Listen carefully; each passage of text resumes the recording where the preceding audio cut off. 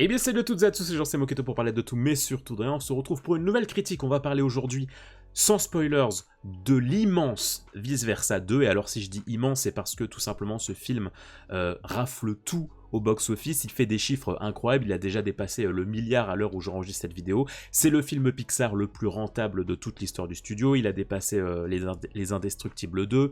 D'un point de vue monté, c'est le film d'animation qui a eu la plus grosse croissance dans un temps record dans toute l'histoire du film d'animation.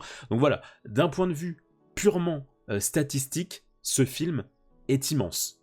Et donc je doute que Pixar et Disney en restent là, on y reviendra plus tard dans la critique, mais voilà, d'un point de vue entrée, c'est absolument dingue. Mais qu'en est-il de ce film, donc, qui a été réalisé par un certain Kelsey Mann? C'est son premier film, apparemment, donc un grand GG, hein, vraiment un grand GG. Alors, que se passe-t-il dans ce film? Alors, on va retrouver la petite Riley qui a 13 ans dans ce film désormais, qui donc entre dans ce qu'on appelle la puberté, effectivement, et donc les 5 émotions principales, donc joie, tristesse, colère, dégoût et peur, vont voir leur quotidien être bouleversé lorsque vont débarquer de nouvelles émotions. Donc on va avoir embarras, ennui, envie et anxiété qui vont en quelque sorte faire comprendre aux 5 émotions principales qu'elles n'ont plus vraiment leur place aux commandes de l'esprit de Riley. La cohabitation va être très difficile et donc en quelque sorte anxiété va un peu prendre les commandes de Riley, ce qui va engendrer quelques difficultés effectivement dans la vie de Riley, puisque elle va être confrontée aux différentes émotions qu'apporte la puberté, qui va même jusqu'à la transformer. Elle va en quelque sorte devenir quelqu'un d'autre parce qu'elle laisse trop les émotions de la puberté prendre le contrôle, et à juste titre puisque les émotions principales ont disparu de la salle de contrôle. Voilà, je ne vais pas rentrer plus dans les détails d'un point de vue de l'histoire. Pour ce qui est de la réalité, on va suivre Riley qui s'inscrit dans une école dans un camp pour progresser en hockey, qui est donc son sport de prédilection, qui est son sport de passion. Et donc il va être question pour les émotions de retourner aux commandes pour permettre à Riley de redevenir en quelque sorte elle-même. Voilà, ça c'est globalement l'intrigue du film. Je ne vais pas rentrer plus dans les détails pour ne pas rentrer dans du spoil, mais déjà, ce que je peux dire, c'est que ce film est une énorme réussite à mes yeux. Il est devenu très très vite l'un de mes Pixar favoris de tous les temps. La manière dont sont traités les différents sujets sont fantastiques.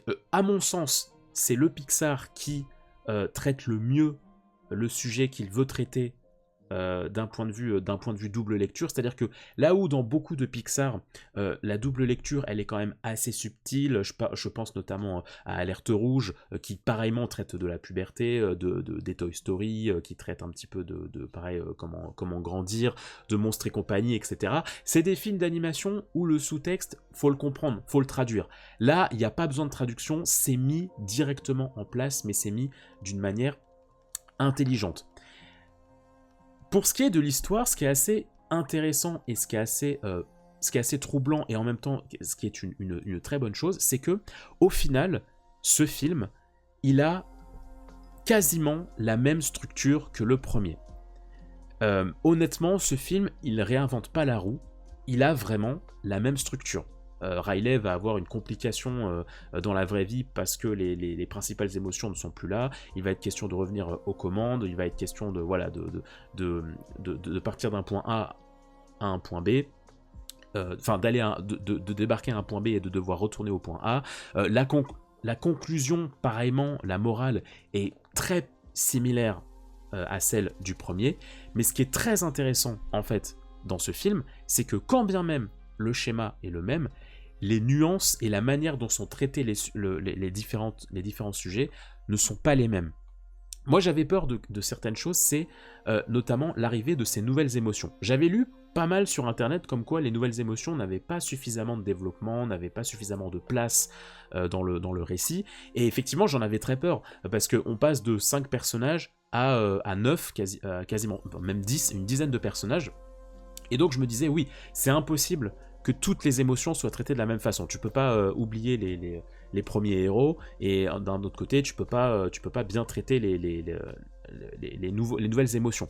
Donc effectivement, j'avais très peur de ça, et effectivement, il y a pas mal d'émotions qui sont très en retrait, mais ça ne m'a pas trop gêné parce que c'est assez cohérent avec ce qui se passe. C'est-à-dire que je pense que je vous spoil pas grand-chose si je vous dis que anxiété est un petit peu la nouvelle émotion qui prend le plus le pas sur toutes les autres. C'est un petit peu une confrontation entre la joie et l'anxiété. Honnêtement, c'est pas un spoil parce que ce qui est assez malin avec ce film, c'est que tu peux retranscrire ce qui se passe dans ce film dans la réalité. Et c'est un petit peu ce qui se passe dans la réalité. Enfin, l'anxiété, c'est un petit peu l'émotion qui prend souvent le pas dans nos vies. Et donc effectivement, c'est un peu anxiété, la base de la nouvelle intrigue, qui est un petit peu la nouvelle émotion la plus grandissante, qui prend le plus de place. Et en fait, du coup, embarras, envie et ennui, ils vont être un petit peu les sbires de l'anxiété. Et du coup, moi, ça m'a pas forcément gêné que ces émotions soient en retrait, parce que au final, l'embarras, l'envie et l'ennui, c'est pas des émotions qui, je trouve, méritent d'avoir une place très importante.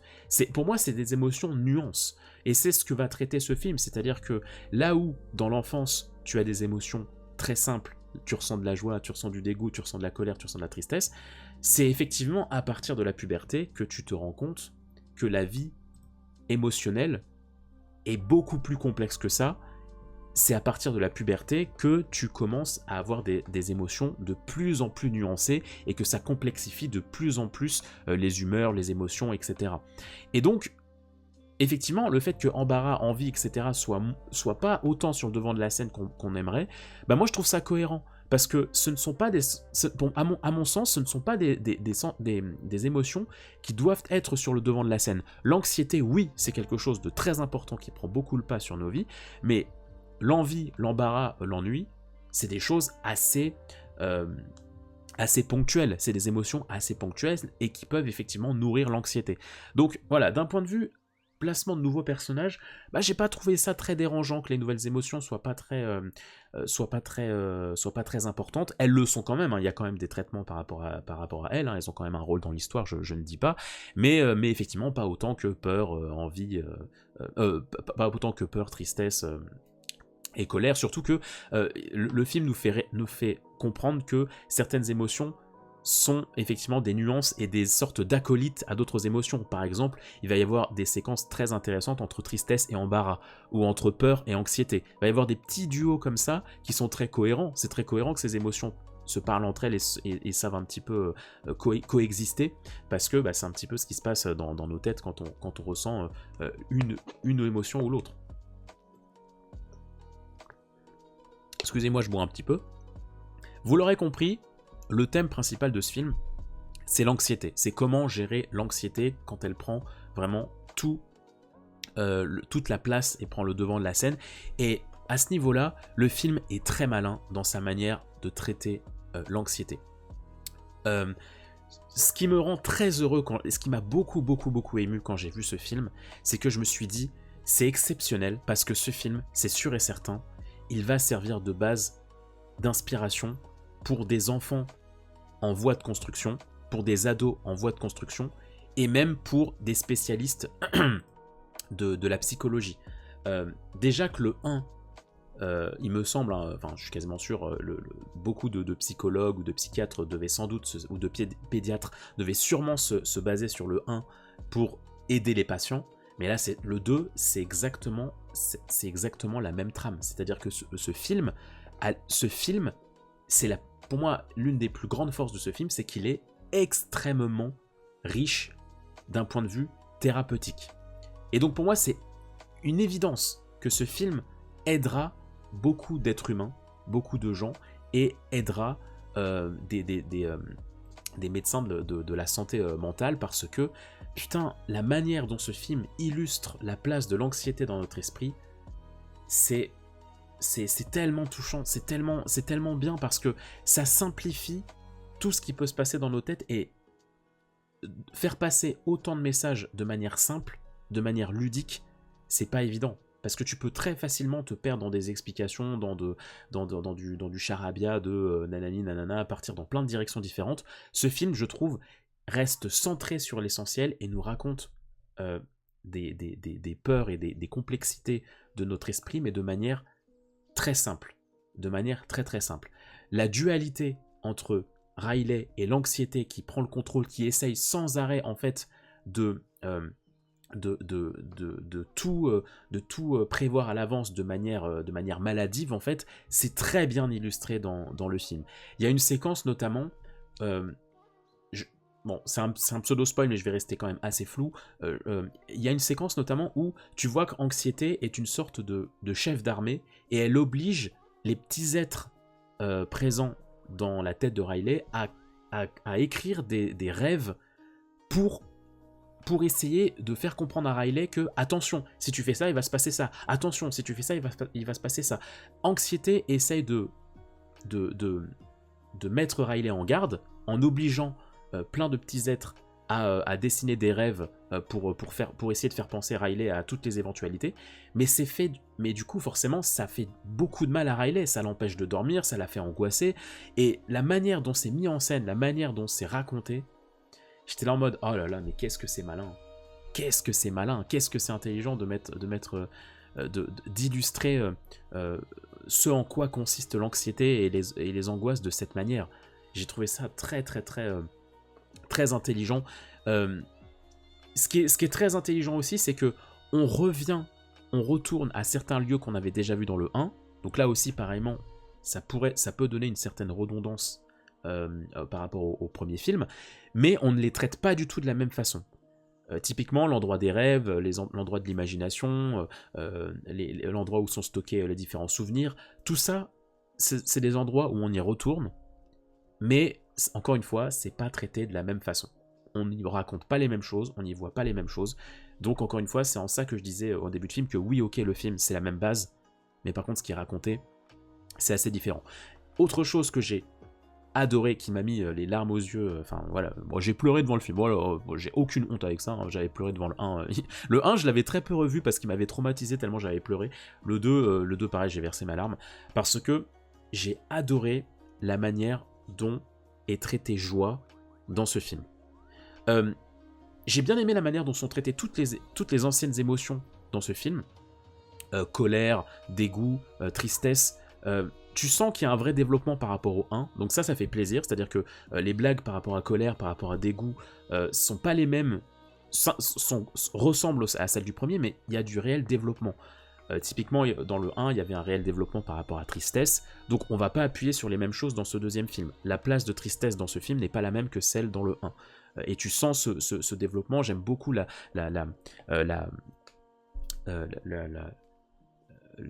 complicité entre tristesse et joie dans ce film, parce qu'elle découle vraiment de ce qui s'est passé du 1, et pareillement pour colère. J'aime bien la manière dont on nuance colère, on se sert de colère comme une vraie émotion positive, notamment dans le sport. La colère, ça peut permettre la hargne de victoire, en fait. La colère, c'est pas que un sentiment négatif, ça peut te permettre de donner de la vraie énergie quand tu veux aller au bout de quelque chose, quand tu veux gagner un match, ou que sais-je encore.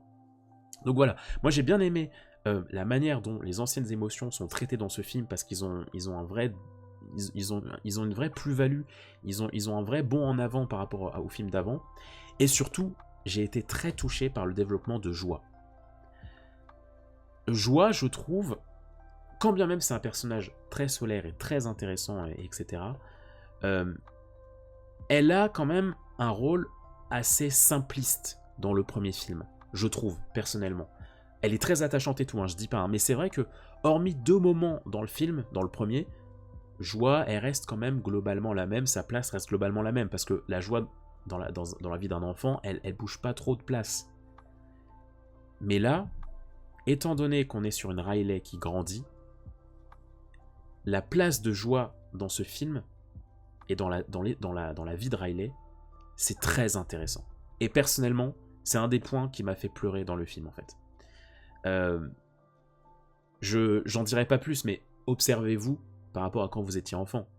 Je pense que... Alors après, je l'espère pour vous, hein, je vous le souhaite de tout mon cœur. J'espère que vous avez eu une enfance la plus saine possible.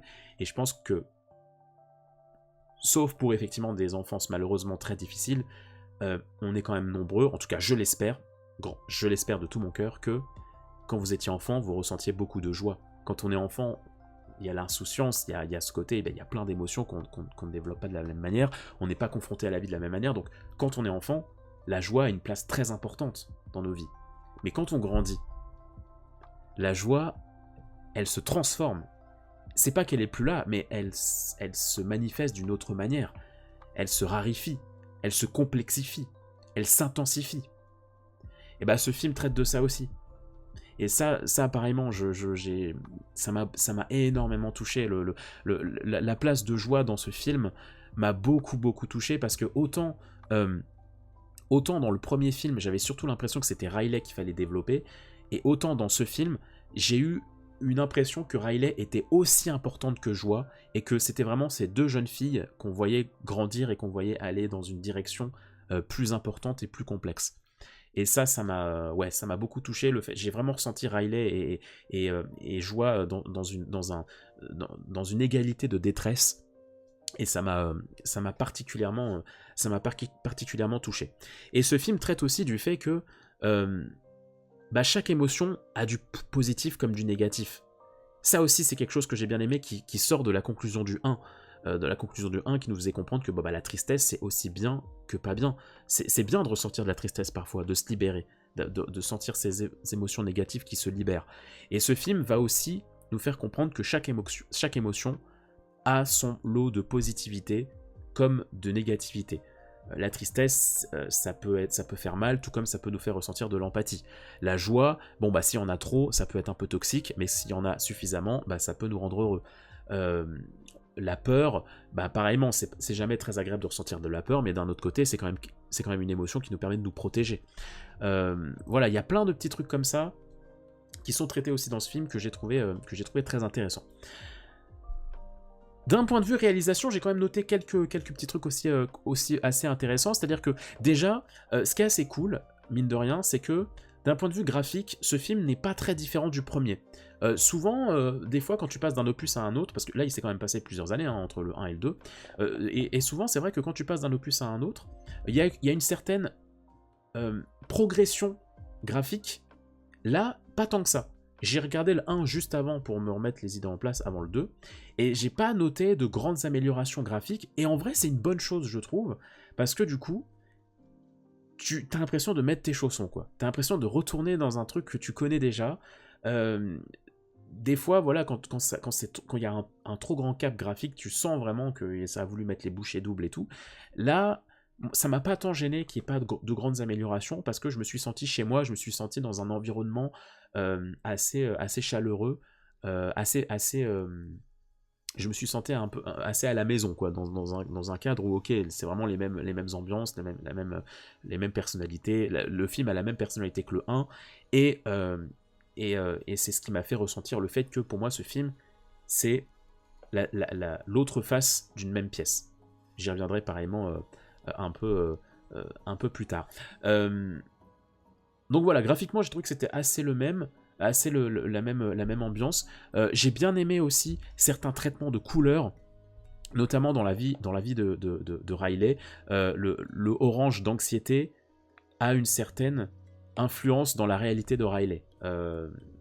Parce qu'anxiété est aux commandes, et du coup, dans la vraie vie, il y a pas mal de jeux sur le orange. À un moment, Riley va aller à une fête, elle va être sur un canapé orange. À un moment, elle va jouer au hockey, on va lui filer un maillot orange. À un moment, elle va être poursuivie par quelqu'un avec des lampes, les lampes vont avoir des néons orange. Voilà, il y a des petits jeux de couleurs comme ça que j'ai trouvé assez intéressant, assez intelligent. Ce que j'ai trouvé aussi très intelligent, c'est le fait qu'au début du film, on voit les émotions chez d'autres personnages, notamment les parents, les potes de Riley, et puis à partir d'un certain moment, on ne voit plus les émotions des autres. Et ça, j'ai trouvé ça apparemment très intelligent, parce que du coup, ça nous fait comprendre, ça permet de ne pas nous induire en erreur sur le comment on fait pour gérer les émotions. Je pense que si on avait vu plus de personnages avec leurs émotions, ça nous aurait trop mis d'indices sur la conclusion de l'histoire. Je sais pas si je suis très clair, mais voilà, le fait si on avait vu d'autres émotions chez les autres personnages, on aurait peut-être vu trop d'indices, trop d'éléments de réponse par rapport à la fin, par rapport à la conclusion. Donc, j'ai trouvé ça très, très intelligent de ne pas avoir trop joué sur le côté on va montrer des copies, des émotions chez le plus de personnages possible. Je trouvais ça très intelligent. Ce que j'ai trouvé aussi très intelligent, c'est l'humour. Il y a une blague notamment concernant un personnage de jeu vidéo, mais oh là là, mais j'en pouvais plus. Je suis allé voir le film avec une pote, mais on n'en pouvait plus. Ce gag m'a tellement régalé. Et ce que j'ai adoré, c'est que le film n'en fait pas des caisses sur ça. Moi, c'est toujours ma crainte quand je vais voir un Pixar ou un Disney, c'est que dès qu'il y a un comic relief, j'ai toujours peur que le film en abuse. Qu'il y ait trop, qu'on revienne trop sur ce comic de répétition, etc., etc. Moi, c'est quelque chose qui m'a beaucoup saoulé dans pas mal de Disney, et moins dans les Pixar, c'est vrai. Et j'avais très peur qu'ils se fassent un petit peu comme dans Toy Story 4, avec le... Comment il s'appelle, le motard canadien, là. C'est pour toi, Gingin. Ça, tu vois, typiquement, j'ai trouvé la blague très drôle, mais c'est vrai que le film en abuse un petit peu, au bout d'un moment. Et j'avais un petit peu peur de ça dans ce film, et au final, j'ai trouvé que c'était très bien régulé, ce qui fait que les moments forts de tristesse et c'est qu'à de le dire, et les moments forts en émotion ne sont pas gâchés, ne sont pas noircis par du comique trop embarrassant ou trop prenant. Donc vraiment c'est cool. Ça honnêtement, le fait qu'ils aient bien géré ça, j'ai trouvé ça particulièrement appréciable. Et puis mention spéciale pour la fin qui m'a rien que d'en reparler, je sens que j'ai le truc qui remonte. C'est une critique sans spoiler, donc je m'adresse surtout à ceux qui ont vu le film, mais le climax du film et la résolution du climax, ça m'a... la puissance de cette séquence est remarquable, je trouve. Tu vois venir la conclusion, tu vois venir la morale assez facilement, mais malgré tout, quand elle est là, elle est tellement bien gérée que moi ça m'a emporté, les larmes, tout ce que tu veux, les hop, top 1, allez hop, enfin vraiment, j'achèterai le Blu-ray Frame 1, enfin vraiment, le climax m'a eu, mais à 200%, tellement ça m'a foudroyé d'émotion. C'est le cas de le dire. Le doublage est très très bon, il y a les mêmes voix que dans le premier, pareillement les talents marchent très très bien. On a effectivement... on retrouve Charlotte Lebon dans Joie, on retrouve Pierre Ninet dans Peur. Enfin, tous les Star Talent fonctionnent merveilleusement bien. Même Adèle Exarchopoulos qui joue le personnage de Envie, j'ai trouvé qu'elle jouait bien. Je l'avais pas reconnue jusqu'à ce que je comprenne que c'était elle. Donc honnêtement, non, je trouve que le doublage français en tout cas fonctionne toujours aussi bien pour un film d'animation. Reste à voir maintenant l'après. Parce que comme je le disais en introduction, le film est un carton de succès. Et donc, moi je me pose la question de... Donc, ils peuvent pas laisser la licence comme ça. Malheureusement. C'est un peu une règle d'or au cinéma. Quand quelque chose te rapporte autant de pognon, tu peux pas laisser ça comme ça. Il faut des dérivés. Il faut une série, il faut une suite, il faut un préquel, Voilà, tu peux pas laisser un tel succès comme ça. C'est impossible. Moi, ça me fait un petit peu peur. Parce que je vous avoue que j'ai du mal à voir un vice-versa 3. Une partie de moi a envie de continuer de voir Riley grandir, surtout si c'est traité avec une telle qualité d'écriture et de symbolique. Mais d'un autre côté, moi ce qui me fait peur, c'est que la prochaine étape, c'est l'âge adulte, c'est les émotions qui traitent un petit peu... Enfin, en tout cas, de mon point de vue, ce qui continue la construction d'un être humain, c'est le désir, la sexualité, la peur face à la mort. Enfin, c'est des questions qui, pour moi, ne peuvent pas toucher un jeune public. On est quand même sur... On est Pixar, on est devant un Pixar, et pour moi, tu peux pas t'adresser à des enfants en parlant de désir, de sexualité, de choses comme ça.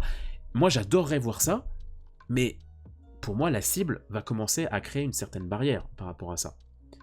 Moi, j'adorerais un vice-versa 3 qui traite de tout ça, de l'amour, de la complexité de l'amour, du désir, etc. Mais la cible, c'est pas Pixar, tu vois. Enfin, c'est pas voilà. Déjà que ce film, je trouve, met pas mal à l'écart une certaine cible d'enfant. Pour moi, tu peux pas... pour moi, si t'es un enfant entre 4 et 10 ans, tu peux pas comprendre vraiment ce film. Il y a plein de choses que tu peux pas comprendre convenablement. Tu les lis, ok, mais tu peux pas comprendre réellement les messages derrière et ce que ça engendre. Donc déjà que ce deuxième film met pour moi pas mal de côté un certain nombre de gens, d'enfants, pour moi, plus tu vas avancer, et plus tu vas mettre à l'écart une certaine cible. Donc, voilà, c'est un peu ma question. N'hésitez pas à me dire en commentaire ce que vous en pensez, et selon vous, comment est-ce qu'il pourrait s'y prendre pour continuer la saga sans pour autant trahir la cible. Si vous avez des idées en commentaire, n'hésitez pas à m'en faire part parce que ça m'intéresse beaucoup. Moi, j'imagine bien soit faire un gros bond dans le temps et genre retrouver Riley adulte, et du coup être dans la tête de l'enfant de Riley, ou je sais pas, ou alors traiter des gens, ou alors être sur d'autres personnages, faire des sortes de spin-off, voir comment ça se passe dans la tête d'un hypersensible par exemple, ou d'autres cas humains qui n'ont pas le traitement de l'émotion de la même façon que la plupart des gens. Je pense que ça pourrait être intéressant de faire des sortes de semi-spin-off, mais aller toujours plus loin vers la manière de grandir, j'ai du mal à me visualiser ça, personnellement. Mais bon, à voir. Il y a aussi ça apparemment, petit aparté, il y a aussi quelques jeux sur différents styles d'animation qui sont assez intéressants. Ils avaient fait ça dans le premier, notamment quand ils arrivent dans la zone des choses abstraites. Ils avaient adopté des jeux d'animation différents. Ils reprennent un petit peu ça aussi dans ce deuxième film à un moment. Je trouvais ça aussi assez rigolo, personnellement. Mais bon, bref. Voilà ce que j'avais à dire globalement sur ce film. Vous l'aurez compris, moi, ce film, il m'a transcendé, il m'a beaucoup trop charmé. Encore une fois, oui, il est proche du premier. Il est très proche du premier, mais il apporte une richesse complémentaire au premier. Et c'est ça que je trouve très bien dans ce film, c'est que je pense personnellement que je le préfère un petit peu au premier, mais pour autant, je n'arrive pas à le mettre au-dessus du premier. Cette suite est d'une complémentarité stupéfiante au premier, et pour moi, du coup, c'est juste vice-versa, partie 1, partie 2. Et c'est pas genre un épisode en mode ouais, on a voulu faire une suite parce que nanani nanana. Non, pour moi, ce film a réellement sa place. Et pour moi, les deux films coexistent parfaitement et sont indissociables. Un petit peu comme, je sais pas moi, Le Seigneur des Anneaux. C'est compliqué de traiter le 2 sans parler du 1, sans parler du 3, enfin la trilogie de Jackson. Et ben moi, je ressens la même chose pour les vice-versa.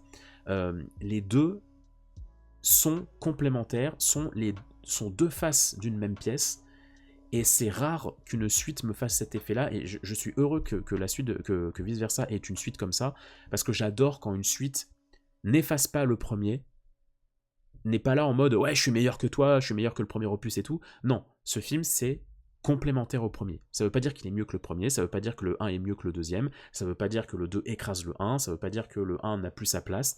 Les deux films méritent leur place, et pour ça vraiment un énorme GG à Pixar, parce que ils rendent le message encore plus complexe, encore plus pas complexe, mais encore plus réel, encore plus riche, et encore une fois, moi c'est sûr et certain, déjà maintenant ça marche, mais dès que je ressentirai des formes d'anxiété ou des formes d'émotions trop puissantes, qui me tirent trop vers le bas, je sais pertinemment que désormais j'aurai des images de ce film qui vont me revenir. C'est sûr et certain. Ce film, encore une fois, je le disais en début de critique, il est excessivement thérapeutique. Tu peux vraiment te servir de ce film comme médicament face à des émotions trop fortes. Et je ne peux que encourager les gens à voir ce film si vous avez du mal à gérer, à encourager des personnes qui ont du mal à gérer leurs émotions, qui se sentent submergées très vite par leurs émotions. Je ne peux que les encourager à aller voir ce film parce que c'est une merveille à ce niveau-là. Voilà tout ce que j'avais à dire sur Vice Versa 2, j'espère que cette critique un peu longue vous aura plu malgré tout, que ça vous aura fait plaisir, n'hésitez pas à me partager en commentaire ce que vous avez pensé du film si jamais vous l'avez vu, et puis en attendant, moi je vous souhaite plein de bonnes choses, n'hésitez pas à aller visiter les différents contenus du catalogue de la Moquette TV, il y a d'autres critiques qui vous attendent, j'ai lancé un nouveau format d'actualité, donc n'hésitez pas apparemment à me balancer vos avis par rapport à ça, et en attendant je vous souhaite plein de bonnes choses, prenez soin de vous et de vos proches, et à très vite, bye bye.